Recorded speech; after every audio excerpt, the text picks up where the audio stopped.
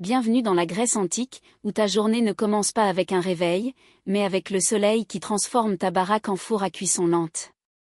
Ta maison, c'est un truc modeste, en briques de boue séchées ou en pierre brute, avec des fenêtres minuscules et pas de verre, juste des volets en bois pour empêcher les chèvres d'entrer et peut-être faire passer un peu d'air frais si les dieux sont d'humeur. Pas d'isolation, pas de ventilateur au plafond, et certainement pas d'intimité, à moins que tu comptes le coin où la chèvre de la famille ne dort pas. Tu te lèves tôt, pas parce que t'es discipliné, mais parce qu'il fait déjà trop chaud pour rester allongé. L'été, les murs en pierre absorbent la chaleur comme une éponge. Et dès le lever du soleil, ta petite maison la rayonne direct dans tes os. L'hiver, ces mêmes murs se transforment en congélateur et tu te retrouves emballé dans un drap, en espérant ne pas devenir une statue de gel. Tu as probablement dormi sur une natte fine ou un matelas rempli de paille. Pas d'oreiller, juste un manteau roulé ou peut-être ton bras. Si t'as de la chance, les poux t'ont laissé tranquille cette nuit. Mais c'est peu probable. Il n'y a pas d'eau courante. Donc, ta routine matinale implique soit d'aller à la fontaine publique, soit, si tu vis à la campagne, de transporter de l'eau d'un puits voisin. Tu la portes dans des jarres en argile en équilibre sur tes épaules, en priant silencieusement de ne pas trébucher et de briser une semaine de mal de dos sur le sol. Pour te laver, tu ne prends pas de bain le matin. Ça, c'est réservé pour la fin de la journée, si tant est que tu le fasses. Tu te contentes de te rincer le visage, de frotter de l'huile d'olive sur ta peau, puis de la racler avec un strigil, une lame de métal courbée. Imagine une journée au spa, mais sans le spa, la journée, ni aucun effet réel, et ne pense même pas à l'intimité. Ta famille vit dans la même pièce. Vous dormez ensemble, vous mangez ensemble et vous vous disputez pour savoir qui a ramené de la boue de la rue.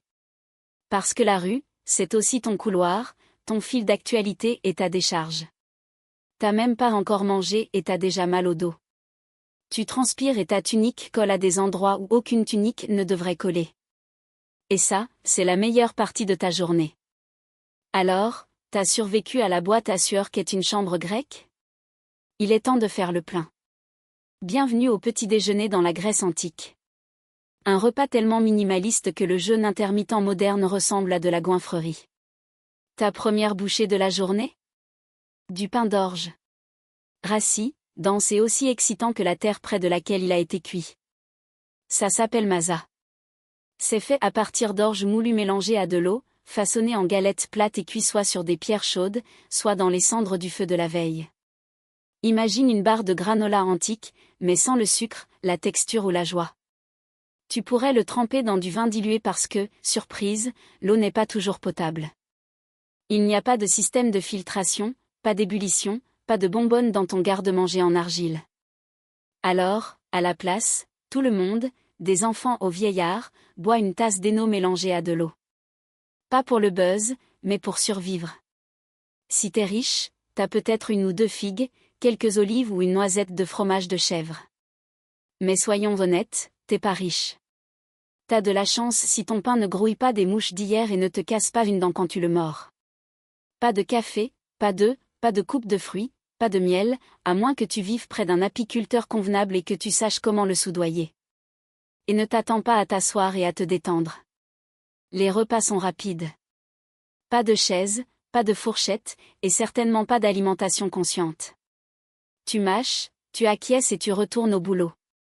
Oh, et si t'es une femme, tu ne manges même pas avec les hommes. Dans beaucoup de foyers, les femmes et les enfants mangent séparément, souvent après que les mâles ont fini. Donc, non seulement la nourriture est mauvaise, mais en plus tu dois attendre ton tour pour être déçu. L'ironie, les Grecs anciens sont les mêmes personnes qui nous ont donné les symposiums, les banquets et les odes poétiques au vin. Mais le petit déjeuner ? Ça ne vaut pas une ligne de verre. C'est utilitaire, sec, souvent littéralement brûlé, et pourtant tu le mastiques comme un champion parce que c'est la seule chose qui te sépare d'une journée entière de soleil, de labeur et de philosophes qui se disputent. Bon appétit. Essaie juste de ne pas te casser une dent. Maintenant que t'as avalé ta brique d'orge rassis et une gorgée de vin dilué, il est temps de te rafraîchir. Ou plus précisément, d'échouer à le faire. Parce que dans la Grèce antique, l'hygiène n'était pas tant une question de propreté qu'une question de rituel et d'huile. Et le savon ? C'est un fantasme réservé au siècle futur. Ton bain matinal consiste généralement à verser de l'eau froide sur ton corps à la fontaine publique ou dans le bassin de la cour. À moins que t'aies la chance de vivre près de termes, ce qui n'est pas le cas de la plupart des gens, il n'y a pas de shampoing, pas de gel douche à la menthe et pas d'éponge, à moins que tu en aies volé une à un pêcheur d'éponge dans la mer Égée. Au lieu de ça, tu te tournes vers l'huile d'olive. Oui, l'huile. Tu la frottes sur ta peau, non pas pour l'hydrater, mais pour collecter la saleté et la sueur. Ensuite, tu la racles à l'aide d'un strigil, une lame de bronze courbée qui te laisse moins gras, mais toujours un peu douteux. Imagine te tartiner de vinaigrette et ensuite la raser. C'est ça, ta routine de soins de la peau. Et si tu penses que ça a l'air glamour, souviens-toi juste que tout le monde fait pareil, souvent dans des lieux communs, nus, bruyamment. L'hygiène est sociale dans la Grèce antique. L'intimité ne l'est pas. Maintenant, parlons des dents. Il n'y a pas de brosse à dents, pas de dentifrice. Peut-être que tu frottes tes gencives avec du charbon de bois concassé ou que tu te rinces avec du vinaigre si t'es chic, mais la plupart du temps, tu mâches un bâtonnet et tu espères le mieux. L'hygiène dentaire relève plus de la miséricorde divine que des soins de routine. Odeur corporelle? Ubiquitaire. Le déodorant n'existe pas, mais les parfums existent, pour ceux qui peuvent se les offrir. Alors tu pourrais tamponner un peu de myrrhe ou d'huile de rose sur ton cou juste avant de marcher 8 km en sandales dans la chaleur athénienne. Le résultat? Un mélange uniquement grec de musc, de poussière et de désespoir. Lessive? Rare. Les vêtements sont lavés en les battant contre des pierres dans la rivière. Si t'es pauvre, ta tunique n'a probablement pas vu d'eau depuis la dernière saison des festivals. Bref, l'hygiène dans la Grèce antique ne consiste pas à bien paraître ou à sentir bon. Il s'agit de paraître modérément moins répugnant qu'hier.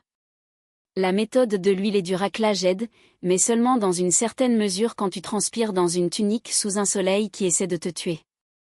Alors oui, la Grèce antique nous a donné la démocratie, la philosophie et l'architecture. Mais une douche décente? Toujours en attente. Maintenant que tu t'es huilé et raclé pour entamer une nouvelle journée, il est temps de t'habiller. Et spoiler alerte, ta garde-robe grecque antique est au mieux minimale et au pire comiquement impraticable. T'as deux options, un chiton ou un himation. Les deux sont essentiellement des rectangles de lin surdimensionnés que tu enroules et épingles avec une broche ou que tu attaches avec une ceinture. Ce n'est pas taillé. Ce n'est pas ajusté. Et ce n'a absolument pas été conçu pour les jours venteux. Un seul coup de vent et soudain, toute ta vision philosophique est exposée. Oublie les sous-vêtements. Ça n'existe pas. Et les soutiens-gorge n'existent pas. Donc, à moins que tu sois une femme spartiate entraînée à sprinter et à lutter, t'espères juste que tes épingles tiennent et que personne ne remarque que ta garde-robe se déplace comme un rideau mal accroché. Maintenant, parlons chaussures. Si t'as de la chance, tu possèdes une paire de sandales en cuir. Sinon, t'es pieds nus. Et ça veut dire une journée entière à marcher sur de la pierre cuite par le soleil, de la terre piétinée par les chèvres et tout ce que le marché local a écrasé sur les routes. Imagine te promener sur une plaque de cuisson en juillet tout en évitant les crottes d'âne. C'est ça, ton trajet quotidien. Bien sûr, il n'y a pas de protection solaire, pas de chapeau, sauf si t'es un fermier ou un marin, et pas de crème solaire parce que tu vis en 450 avant Jésus-Christ et la science n'a pas encore été inventée. Le soleil égéen? Il se fiche de savoir à quel point t'es philosophe. Il va te rôtir. À midi, tes épaules sont brûlées, tes pieds sont sales et ta robe de lin t'a collé à 4 endroits qui défient la géométrie. Et n'oublie pas que la nudité publique n'est pas choquante dans la société grecque. Tu pourrais croiser des hommes au gymnase qui s'entraînent à poil ou même des politiciens qui prononcent des discours dans des toges qui tiennent à peine. Maintenant, si t'es riche, ta tunique pourrait être teinte, peut-être d'un violet doux ou d'un jaune safran, mais la plupart des gens portent du blanc cassé ou du marron parce que les teintures sont chères et personne ne veut gaspiller de la bonne couleur sur le type qui répare les filets de pêche pour gagner sa vie. Alors, tu traverses ta journée habillé comme un burrito en toge, brûlé par le soleil, transpirant et en espérant que ton épingle ne lâche pas devant la prêtresse. Et le pire, c'est que t'es seulement à la moitié de tes corvées. Bienvenue dans la Grèce antique où le service militaire n'est pas un emploi. C'est ton devoir civique, Ton attente sociale est parfois ton billet aller simple vers une mort prématurée.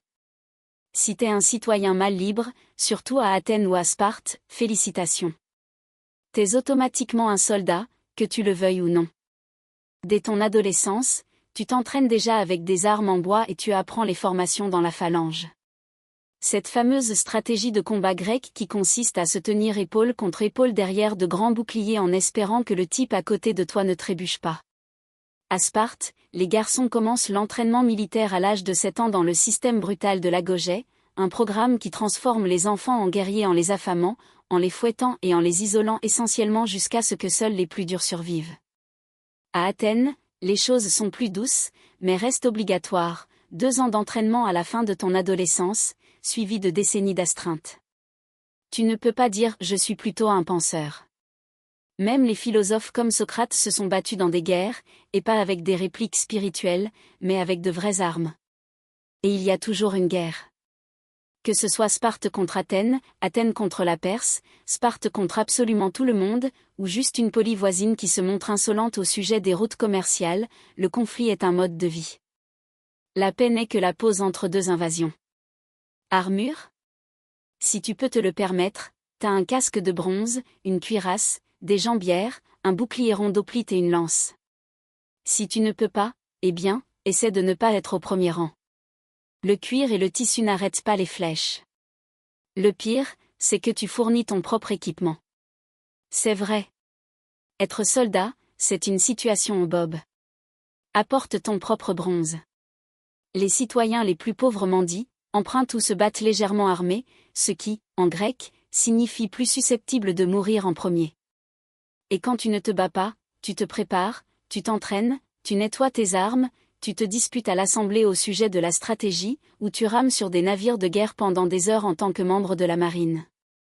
Parce que oui, ces trirèmes ne se rament pas toutes seules. Il n'y a pas de soins de santé pour les anciens combattants, pas de pension, pas de thérapie, juste des cicatrices, des boiteries et une pierre tombale occasionnelle mal sculptée qui fait l'éloge de ta vertu et de ton courage. Si tu penses que la vie d'un homme dans la Grèce antique est difficile, attends de savoir ce que c'est que d'être une femme.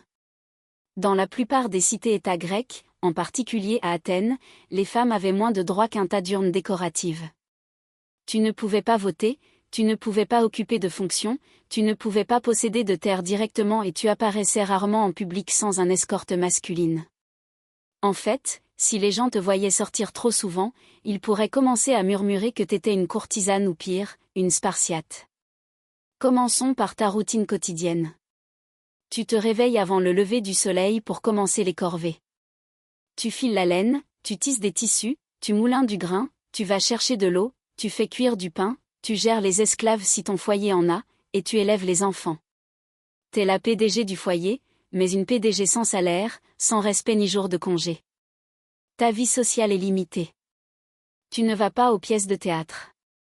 Tu ne te joins pas aux débats philosophiques. Tu n'es pas au gymnase. C'est réservé aux hommes nus. T'es confiné principalement au gynécée, le quartier des femmes, et ton contact avec le monde extérieur consiste en des aperçus à travers des fenêtres à treillis. Éducation ? Si t'as de la chance, tu pourrais apprendre à lire un peu, mais la plupart du temps, tu es formé aux tâches ménagères. La philosophie, la rhétorique, la géométrie ? C'est pour les garçons. Ton travail est de bien te marier, d'avoir des fils et de rester invisible tout en le faisant.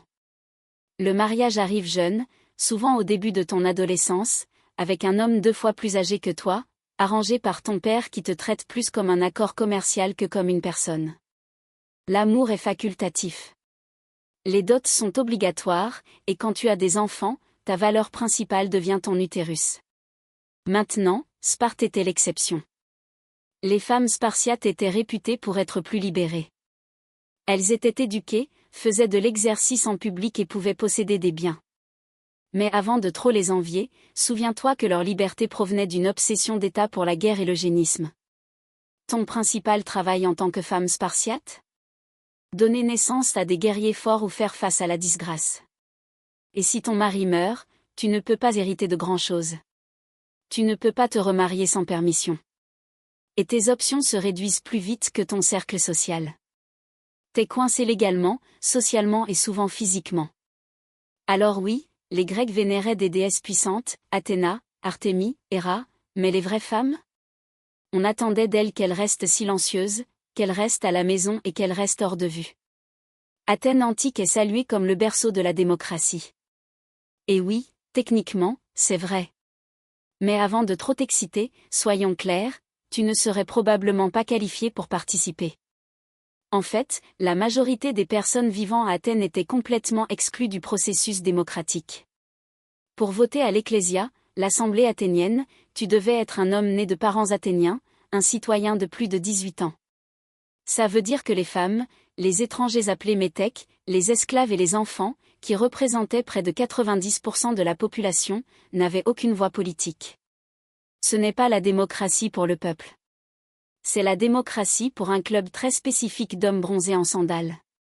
Si tu remplissais les critères, par contre, tu ne te contentais pas de voter. On s'attendait à ce que tu participes constamment.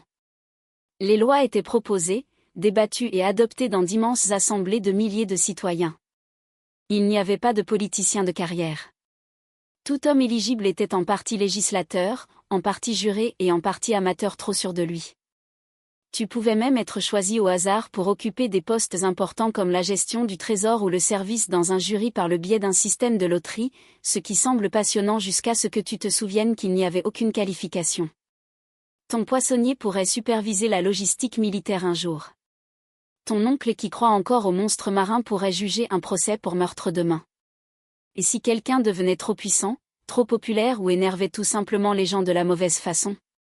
Ostracisme. Une fois par an, les citoyens pouvaient écrire un nom sur un morceau de poterie cassé, un ostracon, et voter pour exiler cette personne pendant 10 ans. Pas de procès, pas de défense. Va-t'en. Tu deviens trop célèbre. Et pourtant, malgré ses défauts, la démocratie athénienne était révolutionnaire. Elle a donné une voix aux hommes ordinaires, enfin à certains hommes ordinaires, et a jeté les bases des futurs systèmes politiques. Mais ne t'y trompe pas, elle n'était pas juste et elle n'était pas inclusive. Si tu étais une femme, réduite au silence. Un résident né à l'étranger qui payait des impôts, réduit au silence. Un esclave construisant le Parthénon, définitivement réduit au silence. Un philosophe qui posait trop de questions, peut être exécuté.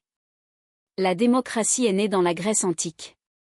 Mais si t'étais arrivé en t'attendant à l'égalité des droits et à une politique inclusive, t'aurais été escorté hors de l'assemblée et on t'aurait dit d'apporter ton propre ostracon. Dans la Grèce antique, l'esclavage n'était pas seulement accepté, il était attendu. Même les foyers modestes avaient au moins un esclave. Pas parce que la famille était riche, mais parce que l'esclavage était tellement ancré dans la société qu'il semblait aussi normal que les sandales et les coups de soleil. L'idée que quelqu'un ne puisse pas posséder un autre être humain était pratiquement impensable. Les esclaves n'étaient pas d'une race ou d'une ethnie spécifique. Ils venaient des terres conquises, des Thraces, des Scythes, des Syriens et même d'autres Grecs de la mauvaise cité-État au mauvais moment. Certains sont nés dans l'esclavage. D'autres étaient des prisonniers de guerre. Quelques-uns ont été enlevés et vendus. C'était un marché florissant et brutal, et les affaires étaient toujours bonnes. Si tu vivais à Athènes, ton esclave faisait probablement tout. Il cuisinait tes repas, allait chercher ton eau, nettoyait ta maison, s'occupait de tes enfants, portait tes courses et restait silencieux pendant le dîner. Certains géraient même les affaires ou dirigeaient le foyer pendant que le citoyen propriétaire se prélassait au symposium, sirotant du vin dilué et débattant de concepts abstraits comme la justice. Niveau d'ironie? Maximum. Dans les mines d'argent du Laurion, les esclaves, y compris les enfants, travaillaient dans des conditions horribles. Conditions de vie infernales, rampant dans des galeries étroites dans l'obscurité totale, inhalant de la poussière toxique et mourant à petit feu pour quelques pièces et la fierté civique. Certains esclaves étaient éduqués. Ils enseignaient la grammaire et les maths, servaient de scribes ou géraient même des comptes bancaires. Mais qu'on ne s'y trompe pas, ils restaient des propriétés. Ils pouvaient être battus, marqués au fer rouge, vendus ou tués sur un coup de tête et n'avaient aucun droit légal. Les rares qui gagnaient leur liberté, appelés affranchis, n'étaient jamais vraiment libres. Ils devaient toujours fidélité à leurs anciens maîtres et étaient exclus de la citoyenneté. Pas de vote, pas de propriété foncière, juste l'espoir d'un lendemain légèrement meilleur. Et contrairement aux systèmes esclavagistes ultérieurs, il n'y avait pas de mouvement abolitionniste généralisé. Des philosophes comme Aristote, oui, cet Aristote, justifiait l'esclavage comme étant naturel et nécessaire. Selon lui, certaines personnes étaient esclaves par nature. Éclairant, n'est-ce pas? La Grèce antique nous a donné l'éthique, la démocratie et la philosophie, mais tout cela a été construit sur le dos de personnes qui n'ont jamais eu le droit de parler, jamais le droit de voter et jamais le droit d'exister. Et ce n'est pas une note de bas de page. C'est le fondement. Te sens pas bien dans la Grèce antique? C'est ballot, parce qu'à moins que t'habites à côté d'Hippocrate en personne, ton plan de santé comprend quelques herbes vagues, une intervention divine et beaucoup d'illusions. Commençons par les bases. Il n'y a pas d'hôpitaux comme on les connaît. Si t'es malade ou blessé, tu restes à la maison. Peut-être qu'un voisin connaît un truc ou deux sur les plantes médicinales. Peut-être qu'un parent se souvient d'une prière à Asclépio, le dieu de la guérison. Peut-être que ton temple local a un serpent que tu peux caresser pour un réconfort spirituel. C'est à peu près tout. Les médecins grecs les plus célèbres étaient en réalité un mélange d'herboristes, de philosophes et de parieurs. Ils croyaient aux 4 humeurs, le sang, le flegme, la bile jaune et la bile noire. Selon eux, la maladie était causée par un déséquilibre de ces fluides. Donc, si t'avais de la fièvre, trop de sang, il était temps de le drainer. Tousser trop de flegme, et c'est le jeûne. Mélancolie, c'est la bile noire. Peut-être faire une promenade ou regarder la mer de façon dramatique. La plupart des traitements étaient basés sur des essais et des erreurs, et sur l'ail. On pourrait te donner des graines de pavot écrasées. Bonne chance avec ça. Des figues bouillies ou une compresse faite de vinaigre et de quelque chose que quelqu'un a raclé sur une chèvre. Est-ce que ça marchait parfois? Oui. Est-ce que ça faisait mal? Presque toujours. La chirurgie? Rare, terrifiante et généralement un dernier recours. Sans anesthésie ni antiseptique, même une simple coupure pouvait s'infecter et te tuer. Les outils comprenaient des couteaux en fer, des scies à os et des prières. Beaucoup de prières. Et si t'avais besoin de quelque chose d'amputé, espère que t'as apporté une lanière de cuir à mordre. Les sages-femmes s'occupaient des accouchements, ce qui était dangereux même dans les meilleurs jours. Les taux de mortalité pour les femmes et les nourrissons étaient tragiquement élevés. Un mauvais accouchement, une épaule bloquée, un bébé en siège et c'était fini. Si t'étais riche, tu pouvais convoquer un médecin itinérant, quelqu'un avec un parchemin et des huiles chics. Si t'étais pauvre, tu comptais sur les connaissances locales, les remèdes de rue et une résilience à toute épreuve, ou tu ne t'en remettais tout simplement pas. Mais, au moins ils croyaient au repos, à l'air pur et à une alimentation équilibrée. Alors, y a ça. La médecine grecque antique nous a donné le serment d'Hippocrate.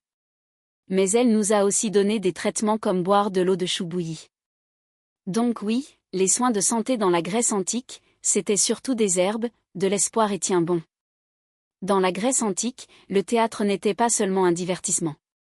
C'était un devoir civique, un rituel religieux et parfois un sport de contact total pour l'âme. Commençons par le bon côté. Le théâtre était gratuit pour les citoyens. En supposant que t'étais pas une femme, un esclave ou un étranger, auquel cas bonne chance pour voir quoi que ce soit.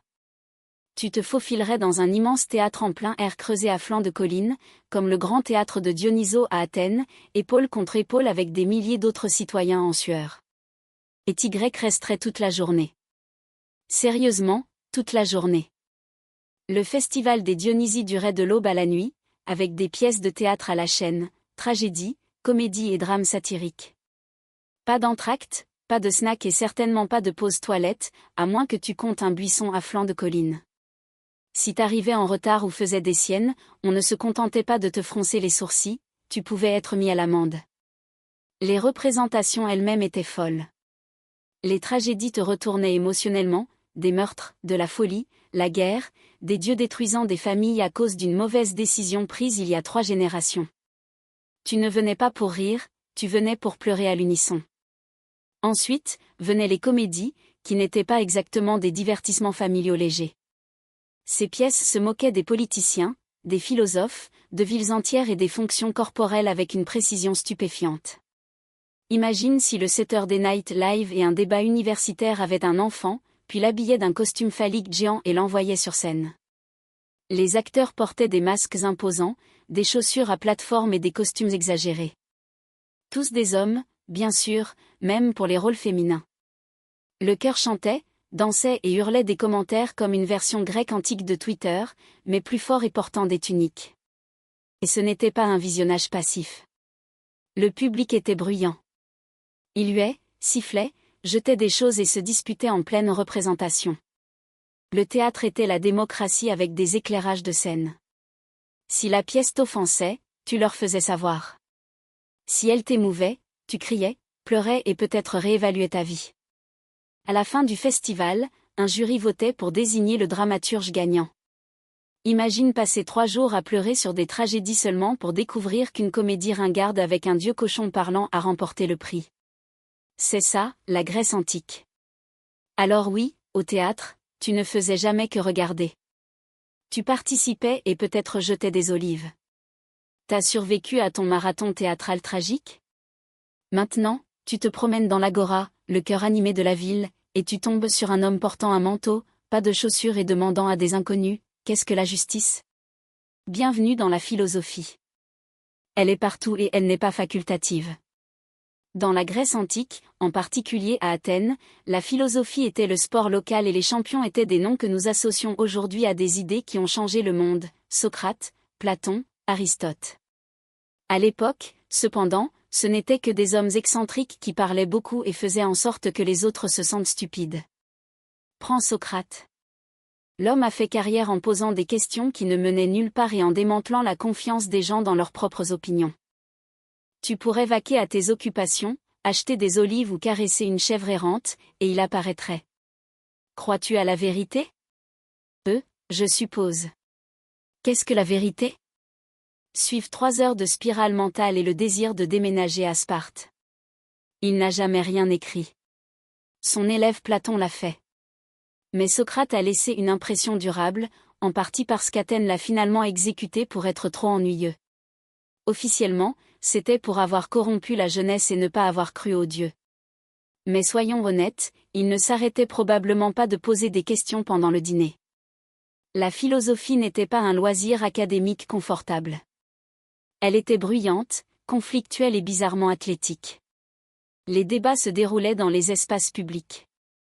Ils étaient spontanés, intenses et se terminaient souvent par des sentiments blessés ou de profondes crises existentielles. Pas de microphone, juste des voix, des mains et assez d'ego pour remplir le Parthénon. Et si tu pensais que tu pouvais juste regarder, détrompe-toi. Les philosophes adoraient attirer des passants au hasard. Tu ne traversais pas l'académie de Platon. T'étais absorbé dedans. Tu disais une chose légèrement fausse et devenais soudainement l'exemple du jour d'une vie non examinée. Même les enfants n'étaient pas en sécurité. Aristote a été le tuteur d'Alexandre le Grand, un adolescent qui a ensuite conquis la moitié du monde connu. Imagine ton professeur d'éducation civique au lycée te tendant un globe et te disant « Vas-y, corrige ça ». Alors oui, la philosophie nous a donné la logique, l'éthique, la science et la théorie politique. Mais dans la Grèce antique, elle t'a aussi donné un mal de tête, une crise d'identité et une probabilité de 70% d'être publiquement humilié par un homme en sandales. Alors, t'as réussi à t'en sortir à Athènes ? T'as de l'éloquence, de l'intelligence, tu es politiquement actif. Les gens t'aiment, peut-être trop. C'est ta première erreur. Parce qu'à Athènes, être trop populaire pouvait te faire expulser de la ville pendant 10 ans, pas arrêté, pas mis à l'amende, juste parti. Ce n'était pas un complot ou un accord secret. C'était intégré au système. Ça s'appelait l'ostracisme et c'était parfaitement légal, parfaitement public et parfaitement terrifiant. Une fois par an, les citoyens d'Athènes se rassemblaient pour décider s'il fallait organiser un vote d'ostracisme.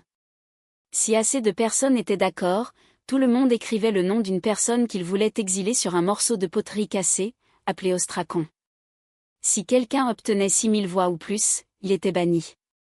Pas de procès, pas d'explication. Fais tes valises et pars. T'avais pas besoin d'être un criminel. En fait, la plupart des personnes ostracisées n'avaient rien fait de mal, si ce n'est devenir trop influentes. Peut-être que t'étais un héros de guerre, un orateur persuasif ou que t'avais juste une super coiffure.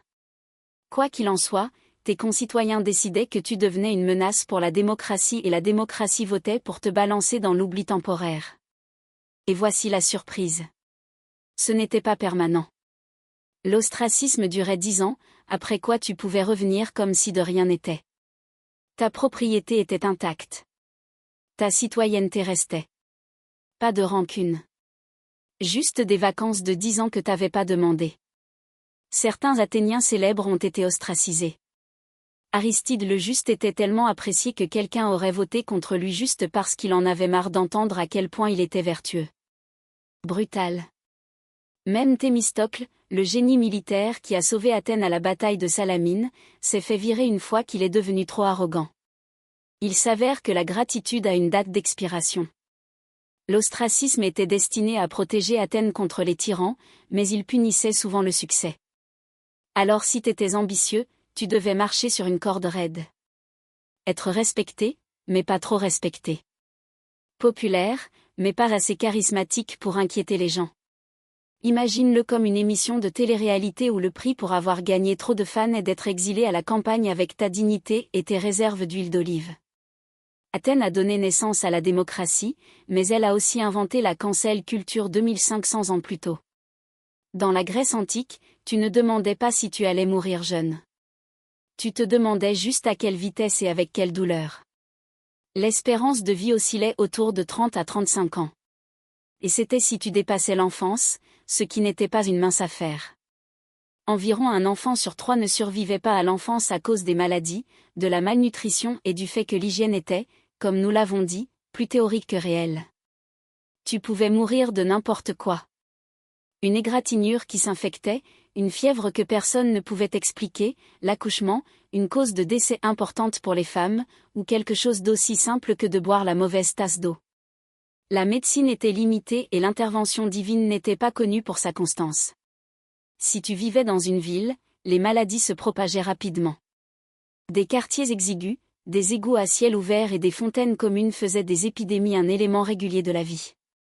La tristement célèbre peste d'Athènes pendant la guerre du Péloponnèse a anéanti un tiers de la ville. Thucydide a écrit à ce sujet, puis l'a attrapé, puis a survécu en quelque sorte. La plupart n'ont pas eu autant de chance. La guerre ? Constante. Si t'étais un homme, il y avait de fortes chances que tu meures en tenant une lance ou en ramant sur une trière. Même si tu n'étais pas tué au combat, les blessures devenaient souvent mortelles quelques jours plus tard. Pas d'antibiotiques, pas de points de suture, juste de l'espoir et des compresses d'ail.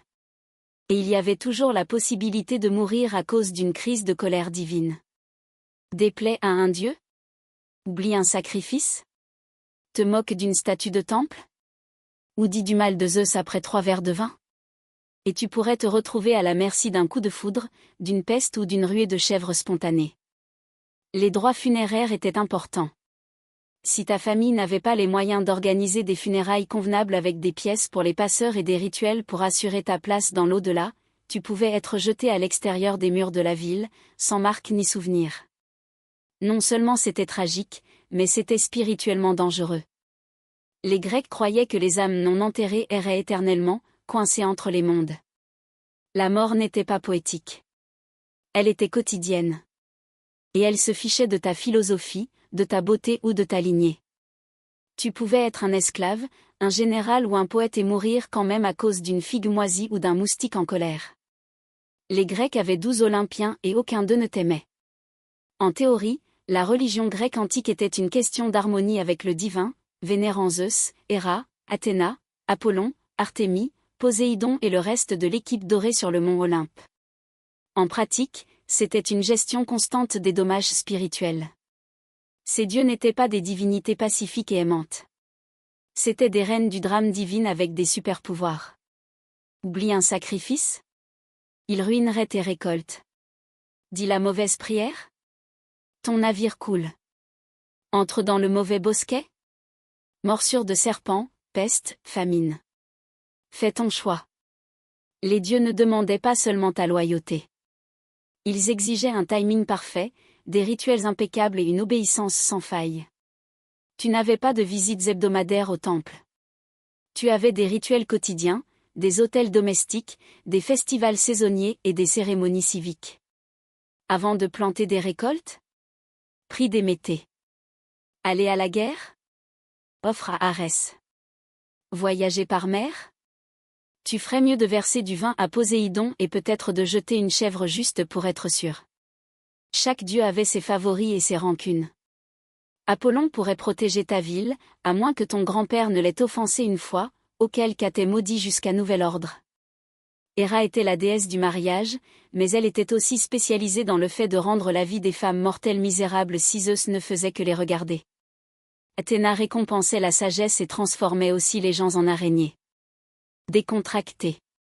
Et si les Olympiens ne suffisaient pas à te rendre nerveux, il y avait des nymphes, des satyres, des esprits, des dieux fluviaux et des monstres qui se cachaient dans tous les coins. Marche sur la mauvaise parcelle de terre sacrée et soudain, ta jambe gauche appartient à un lutin des bois vengeurs. Mais le pire de tout, c'est que tu ne savais jamais pourquoi quelque chose de mauvais arrivait. Était-ce la mauvaise offrande? Le mauvais timing? As-tu insulté un dieu dans un rêve? Peut-être que c'était ton cousin. Peut-être que c'était quelque chose que ton arrière-grand-père a fait. Peu importe. Les dieux agissent de manière mystérieuse et profondément personnelle. Et pourtant, malgré toute la terreur, la religion grecque était tissée dans tous les aspects de la vie, de la politique à l'accouchement en passant par les Jeux olympiques. Tu craignais les dieux, oui, mais tu dépendais aussi d'eux. Leurs temples étaient des points de repère de la ville. Leurs festivals étaient des jours fériés nationaux. Et leurs mythes expliquaient tout, de la foudre à l'amour. Tu ne croyais pas aux dieux parfois. Tu croyais par instinct de survie. Alors, après tout, les maisons cuites par le soleil, les petits déjeuners au pain d'orge, les trajets en sandales qui empoulent, les guerres, les pestes, les dieux et les traumatismes liés aux chèvres, posons la question clairement. Tiendrais-tu une seule journée dans la Grèce antique? Honnêtement? Non. Tu craquerais avant le déjeuner. La chaleur, le régime alimentaire, la menace constante de guerre ou de punition divine effaceraient cette fantaisie de toge digne d'Instagram de ton visage. T'as pas l'habitude de transporter de l'eau avant le petit déjeuner ou de t'accroupir au-dessus d'un trou dans le sol à côté d'une chèvre de temple. Ton eau courante, ton aspirine et ton droit de te plaindre sans être exilé par un tesson de poterie te manqueraient. Tu pourrais aimer l'idée de vivre parmi des statues de marbre, des philosophes brillants et des poètes épiques. Mais devine quoi? C'était le 1% de la Grèce antique. Pour tous les autres, c'était un travail éreintant, des droits limités et des funérailles fréquentes. Ta démocratie? Seulement si t'es un citoyen mâle. Ta médecine? De l'ail et de l'espoir. Tes dieux? Fréquemment furieux. Tes réseaux sociaux? Un gars qui hurle dans l'agora au sujet de la justice en agitant un poisson. Et pourtant, malgré tout cela, les Grecs ont enduré. Ils ont construit des temples qui existent encore, écrit des pièces que nous jouons encore, débattu d'idées avec lesquelles nous luttons encore et jeté les bases de tout, de l'astronomie à l'éthique. Ils n'ont pas seulement survécu à la difficulté. Ils ont créé la civilisation en transpirant à grosses gouttes. Tu ne tiendrais pas, mais ils l'ont fait. Pas parce que la vie était facile, mais parce qu'ils ont trouvé des moyens de donner un sens à un monde plein de chaos. Ils ont tout remis en question, se sont battus constamment, ont écrit magnifiquement, sont morts jeunes et ont quand même façonné le monde moderne d'une manière ou d'une autre. Alors non, tu ne dépasserais probablement pas ton premier coup de soleil, ta morsure de chèvre ou ta leçon de philosophie non sollicitée dans la rue. Mais si tu le faisais, si tu t'adaptais, endurais et écoutais attentivement, tu te retrouverais parmi les personnes les plus passionnées, les plus résilientes et les plus brillamment imparfaites que l'histoire ait jamais connues. Et ils ne te jugeraient pas pour tes difficultés. Ils te tendraient juste une tunique, te montreraient l'amphore et diraient « Bien. Maintenant, porte ça en haut d'une colline. » Tout a commencé avec une mort et une trahison. Prasutagus, roi de la tribu des Icéniens, dans ce qui est aujourd'hui l'est de l'Angleterre, avait bien joué le jeu des Romains. Prasutagus a joué les équilibristes pendant des années, régnant en tant que roi client sous l'ombre de Rome. Il avait la richesse, l'autonomie et la paix tant qu'il restait utile à l'Empire. Mais quand il est mort vers 60 après Jésus-Christ, il a laissé derrière lui un testament qui était censé protéger son peuple. Il a nommé l'empereur romain comme cohéritier aux côtés de ses 2 jeunes filles, espérant que ce geste de loyauté assurerait leur sécurité et leur souveraineté. Il avait tort. Rome n'a pas honoré le testament. Rome n'a pas négocié. Rome a pris. Sans hésitation, les autorités romaines ont annexé purement et simplement le royaume des Icéniens. Leurs soldats ont débarqué et ont tout revendiqué, les terres, le bétail, les maisons et les trésors. Mais le vol de richesses n'était pas la pire des offenses. C'est ce qu'ils ont fait ensuite qui a transformé une insulte politique en un enfer personnel. Ils ont fouetté la reine Boudica en public. Pas seulement pour l'humilier, mais pour envoyer un message, vous n'êtes rien. Et comme si cela ne suffisait pas, ils ont violé ses filles devant elle. Ce n'était pas juste une répression. C'était une guerre psychologique. Le genre destiné à briser l'esprit d'un peuple. Mais ça n'a pas brisé Boudica. Ça l'a forgé. Rome pensait avoir écrasé une femme tribale mineure sous sa botte. Ce qu'ils avaient fait, c'était réveiller une lionne. Une reine qui prendrait sa douleur et la transformerait en vengeance. Une mère dont la rage allait bientôt mettre le feu à des villes. Une femme qui rappellerait à Rome que même les empires saignent. La nouvelle de l'atrocité s'est répandue rapidement à travers la Bretagne. D'autres tribus ont écouté. Elles se sont souvenues de leurs propres humiliations, de leurs propres pertes de terre, de leurs propres fils tués dans les campagnes romaines. Rome pensait que les tribus étaient divisées, éparpillées. Mais à ce moment-là, elles avaient une chose en commun, la fureur de Boudica. Ce qui a commencé avec Rome violant une reine allait bientôt se terminer avec l'Empire titubant de peur. Ils avaient brisé un traité, brisé une famille, ce faisant, brisé l'illusion de l'invincibilité romaine en Bretagne. Ce n'était pas juste une erreur. C'était l'étincelle qui allait enflammer l'une des révoltes les plus féroces auxquelles Rome ait jamais été confrontée. Si Rome s'attendait à ce que Boudica s'éteigne dans le silence, il n'avait rien compris à son sujet. Boudica n'était pas née pour obéir.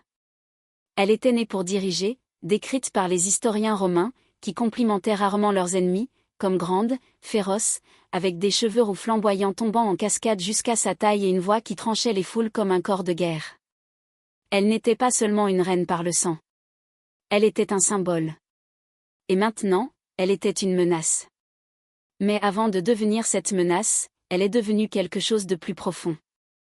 Une mère qui n'avait plus rien à perdre. La brutalité romaine avait essayé d'effacer sa dignité, l'avenir de ses enfants et la fierté de son peuple. Mais Boudica refusait d'être une victime.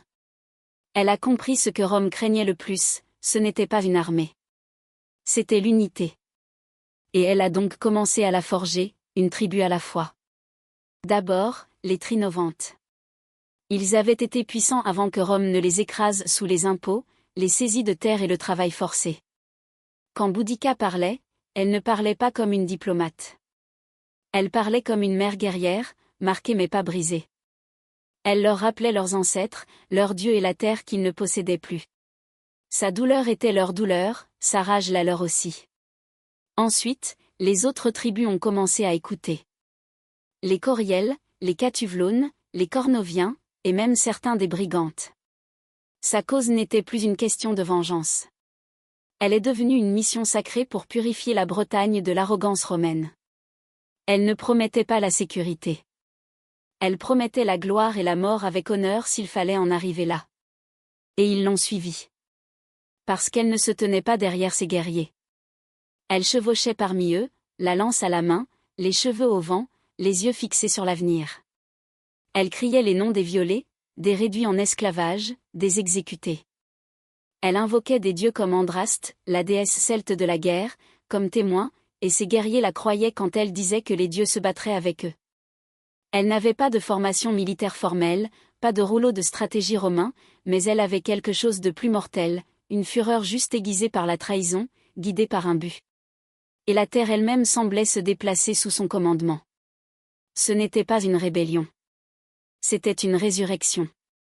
La reine que Rome pensait avoir brisée était maintenant le fer de lance d'un mouvement qui allait bientôt faire trembler l'Empire. Et elle ne faisait que commencer.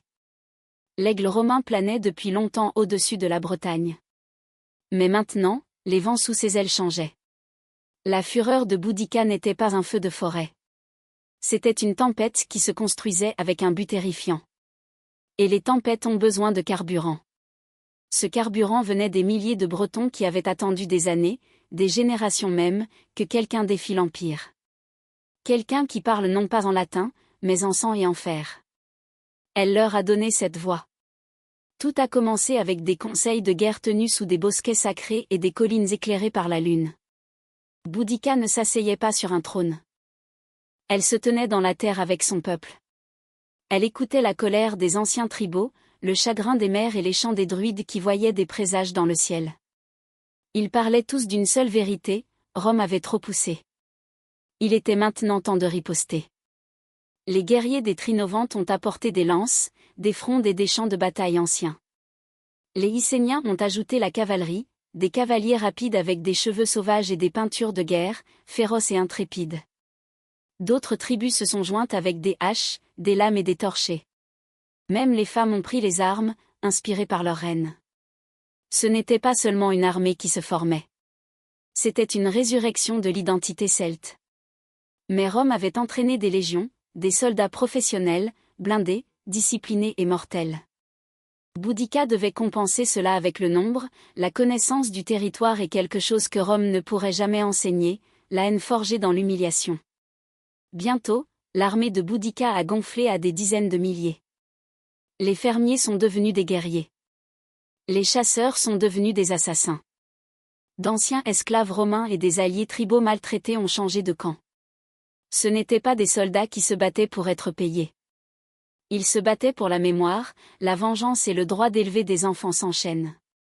Elle a prononcé un discours, son premier d'une longue série. Les historiens romains allaient plus tard enregistrer ces mots, bien qu'avec leur biais. Mais ce qui résonne à travers le temps est clair. Elle a juré de gagner ou de mourir. Il n'y aurait ni reddition, ni soumission, ni retour en arrière.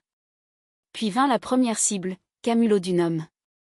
Autrefois un bastion britannique, maintenant une colonie romaine jonchée de temples, de statues et de villas. Le temple de Claude se dressait comme une insulte, un sanctuaire à l'empereur qui les avait conquis.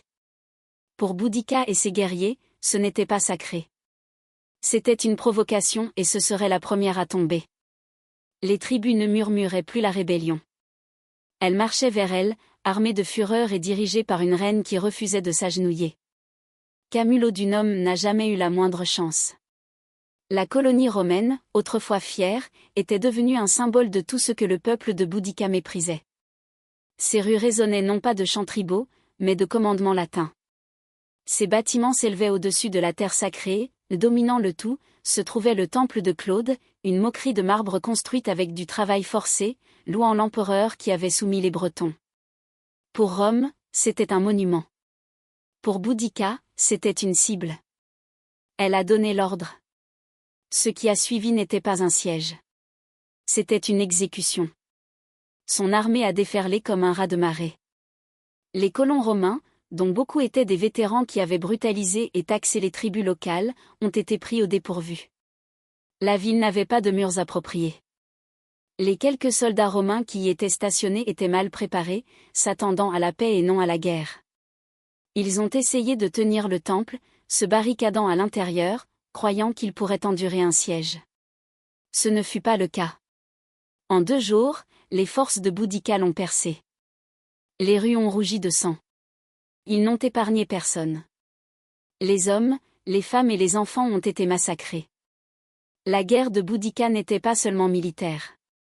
Elle était personnelle. Ces guerriers ont détruit les statues romaines, brûlé les villas et ont tourné leur rage vers les symboles mêmes de l'occupation. Le temple a été incendié, son toit s'effondrant dans un brasier qui a illuminé le ciel à des kilomètres à la ronde. Les survivants étaient rares et ceux qui ont réussi à s'échapper ont rapporté des contes d'horreur qui ont glacé le sang romain. La fureur n'était pas aléatoire. Elle était délibérée. C'étaient des gens qui avaient vu leur maison prise, leurs dieux moqués, leurs filles vendues. Maintenant, ils récupéraient ce qui avait été volé avec intérêt. Les fonctionnaires romains ont envoyé des appels à l'aide au gouverneur Suetonius, qui se trouvait à des centaines de kilomètres au pays de Galles, réprimant une autre rébellion. Mais au moment où il a entendu parler de la chute de Camulodunum, ce n'était déjà plus que cendres et fumée, une colonie détruite, ses citoyens morts et la flamme de la rébellion s'élevant plus haut. Boudica n'est pas restée pour célébrer. Il n'y avait pas de temps. Elle savait que Rome répondrait et durement, alors elle a continué, sachant que chaque victoire lui achetait de l'élan. Sa prochaine destination était une ville plus grande, plus riche et encore plus vulnérable, Londinium. Si Rome ne l'avait pas prise au sérieux avant, il le ferait maintenant. Camulodunum était le début. Mais ce n'était pas encore la vengeance. Pas avant que le cœur battant de l'Empire en Bretagne ne sente le feu. Londinium était le joyau de la Bretagne romaine. Fondée il y a seulement 17 ans, elle était devenue un centre prospère de commerce et d'administration. Des marchands de tout l'Empire remplissaient ses marchés. Les fonctionnaires menaient des affaires impériales sous des toits de tuiles. La richesse coulait dans ces rues comme de l'eau. Mais alors que l'armée de Boudica marchait de plus en plus près, cette richesse s'est transformée en panique. Le gouverneur Suetonius, après être revenu en hâte du pays de Galles avec une petite force, est arrivé juste avant la rébellion. Il a regardé Londinium, bondé, tentaculaire, sans défense et a pris une décision brutale. Il l'a abandonné. Les légions romaines stationnées ailleurs étaient trop loin pour aider. Suetonius ne pouvait pas risquer ses troupes limitées dans une ville qui ne pouvait pas être défendue. Il s'est donc retiré, emmenant avec lui ceux qui pouvaient fuir. Il a laissé derrière lui les vieux, les malades, les têtus et ceux qui étaient trop lents à croire qu'une armée dirigée par une femme pourrait faire tomber Rome. Ils allaient apprendre le contraire. Les forces de Boudica ont déferlé sur Londinium comme un coup de tonnerre. Il n'y avait pas de mur à escalader, pas de porte à franchir. La ville était ouverte et elle l'a fait saigner. Ces guerriers ont traversé les rues avec la rage de générations. Ils n'ont pas pillé. Ils n'ont pas occupé. Ils ont éradiqué. Le massacre était systématique. Les citoyens romains ont été traînés hors de leur maison. Des familles entières ont été massacrées. Certains ont été empalés. D'autres brûlés vifs dans les temples. Aucun quartier n'a été épargné et aucun symbole romain n'a été épargné. Les villas ont été incendiées. Les entrepôts ont explosé en flammes. La fumée montante pouvait être vue à des kilomètres à la ronde, se courbant en noir contre le ciel britannique. Ce n'était pas seulement un massacre. C'était une déclaration. Le message, Rome n'est pas invincible. Les sources romaines contemporaines, comme Tacite et Cassius Dion, ont estimé que des dizaines de milliers de personnes sont mortes. Certains récits disent que la brutalité a dépassé même ce qui s'était produit à Camulodunum. Pour les esprits romains, ce n'était pas seulement une rébellion. C'était l'apocalypse. Et à travers tout cela, chevauchait Boudica. Elle ne se cachait pas derrière les commandants. Elle menait en char, flanquée de ses filles. Elle regardait la fierté de l'Empire s'effondrer sous elle. Ce n'était pas une violence insensée. Pour elle, c'était la justice pour ce que Rome avait fait à sa famille, à son peuple, à sa terre. Et elle n'avait pas fini, car devant elle se dressait un autre centre romain, Verulamium, et au-delà, la pleine riposte de Rome. Rome avait déjà affronté des rébellions. Elle avait mené des guerres sur tous les continents, mais elle n'avait jamais rien vu de tel que Boudica. Elle n'était pas un général formé aux tactiques. Elle ne parlait pas latin. Elle ne portait pas d'armure polie. Pourtant, elle avait réduit 2 villes romaines en cendres et massacré des milliers de citoyens et de soldats. Et maintenant que Verulamium, une ville prospère et romanisée au nord-ouest de Londinium, s'embrasait, l'Empire commençait à paniquer. La nouvelle de son déchaînement avait atteint le Sénat romain. L'empereur Néron lui-même aurait envisagé de se retirer complètement de Bretagne. Imagine ça. Un empire qui s'étendait des déserts d'Afrique aux montagnes de Germanie envisageant la retraite à cause d'une femme avec un char et une cause. C'est à quel point elle les terrifiait. En vérité, le pouvoir de Boudica ne résidait pas seulement dans son armée. Il résidait dans ce qu'elle représentait. Rome se considérait comme inébranlable, ses villes comme éternelles, son règne comme le destin. Mais voici une reine celte, autrefois battue et humiliée, menant maintenant une révolte qui avait réduit des colonies romaines entières en cendres. Chaque nouvelle ville qu'elle brûlait n'était pas seulement une victoire tactique. C'était un coup psychologique. Verulamium a subi le même sort que Camulodunum et Londinium. Elle était riche, romanisée et complètement non fortifiée. Les guerriers de Boudica ont massacré les habitants, détruit les temples et rasé les infrastructures romaines. Les preuves archéologiques montrent encore aujourd'hui une épaisse couche de cendres sous la ville moderne, un feu qui a fait rage avec une telle intensité qu'il a laissé une cicatrice dans la terre. Mais voici le paradoxe. À chaque victoire, la machine de guerre de Boudica s'alourdissait. Son armée gonflait, mais les lignes d'approvisionnement s'amincissaient. L'organisation faiblissait.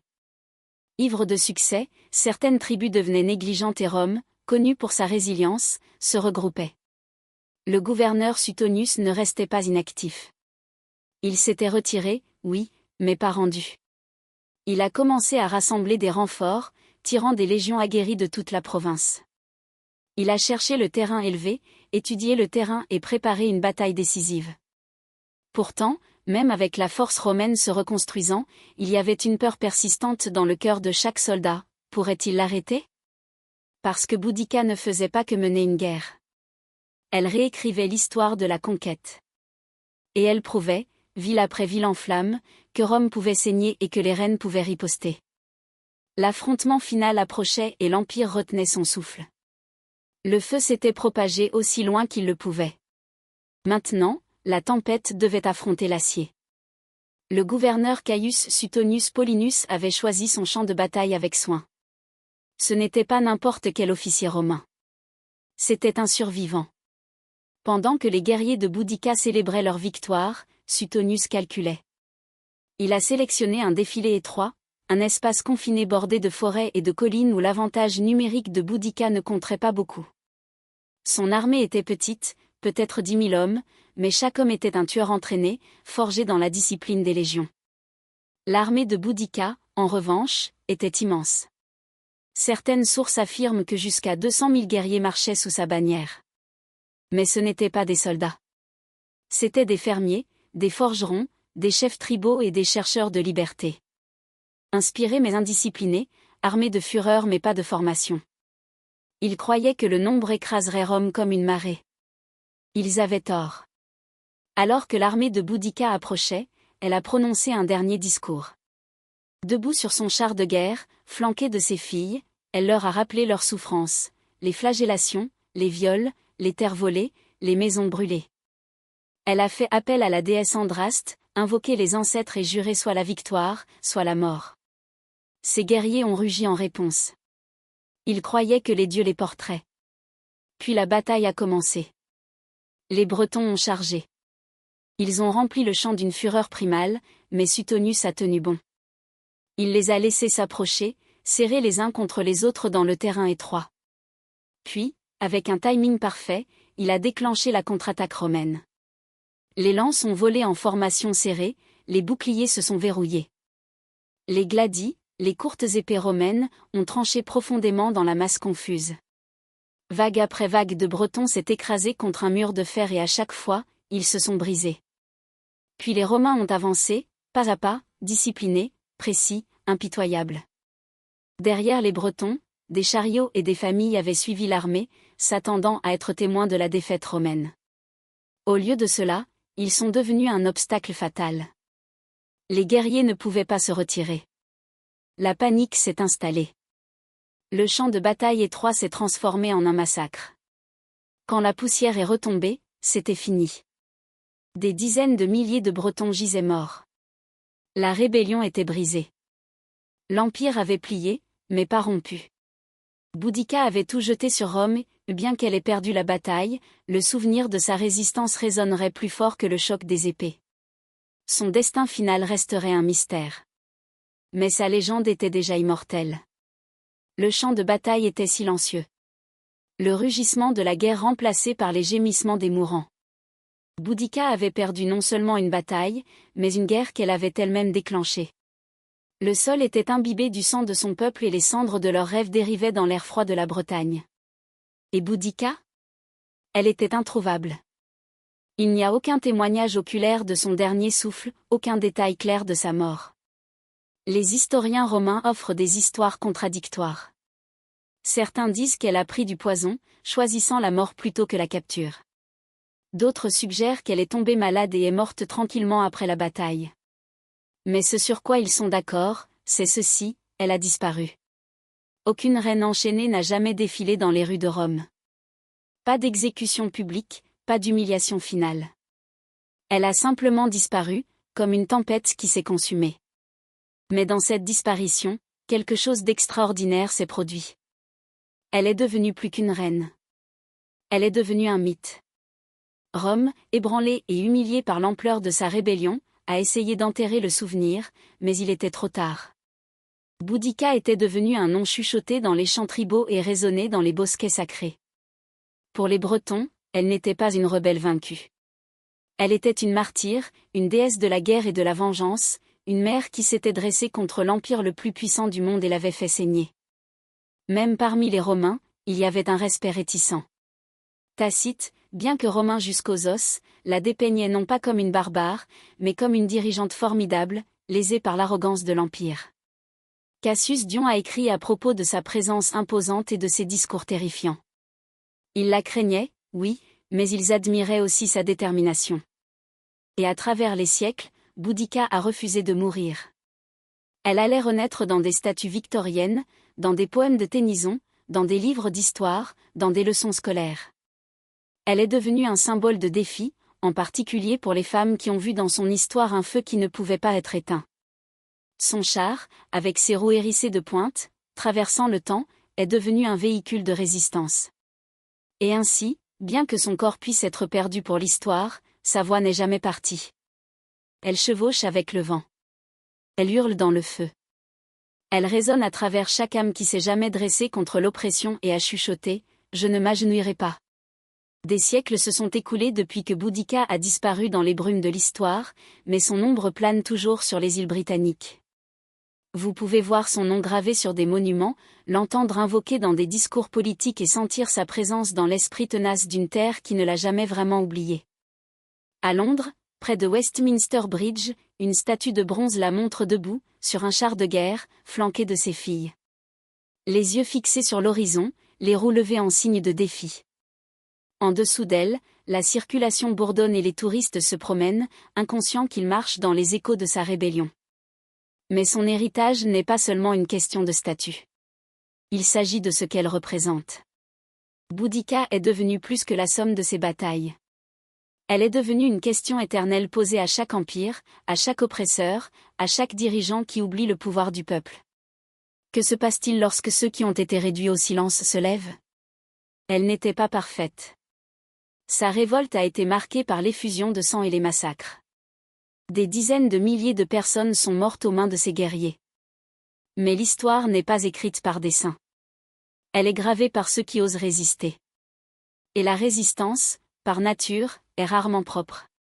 Pourtant, ce qui fait que Boudica perdure, ce n'est pas seulement sa guerre contre Rome.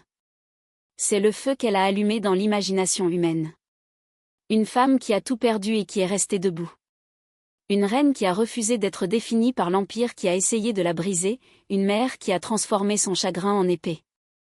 Les historiens modernes continuent de débattre de son rôle exact, de ses décisions, de ses motivations.